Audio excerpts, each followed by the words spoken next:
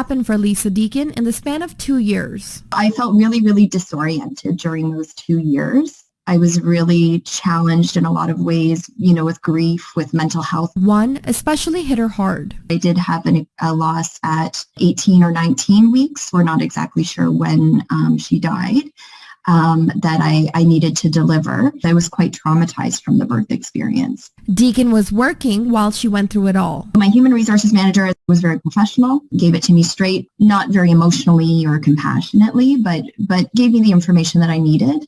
My manager, she would be questioning kind of my ability to do the work because I was pregnant. And then afterwards projected, I felt onto me a little bit that I wasn't able to do the work because of what I'd been through. She feels more awareness about pregnancy loss at workplaces would help. It's not like one day you're pregnant and the next day you're not. Often it can be a couple of weeks that you're experiencing this.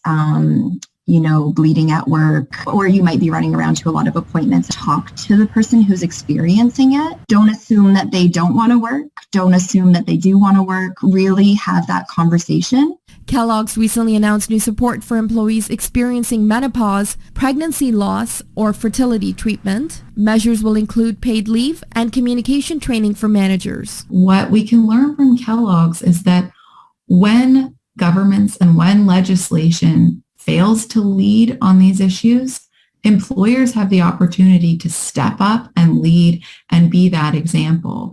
HR professor Jennifer Demoff says many provinces offer pregnancy-related support, but it can be very restricted. Who can access them, when they can access them, when they become eligible. Demoff says women often fear discrimination at work because of their pregnancy-related issues. She says employers need to be mindful when women take time off and opt for exceptions to accommodate their mental and physical health. This is a human issue, and we're responding with humanity. Thinking about these benefits are not as extra benefits, but as equitable benefits. Employment lawyer Jon Pinkus says there are laws which protect women from discrimination at work. An employee cannot be discriminated against not only because they're pregnant, but because they are trying to get pregnant. So that covers fertility treatments and whatnot. Women can also take time off from their employer and then produce a doctor's note. Pinkus says if your pregnancy-related issues are disabling you and your government or employers don't have a specific policy to cover you, you may qualify for a disability policy. He says doing your research is key.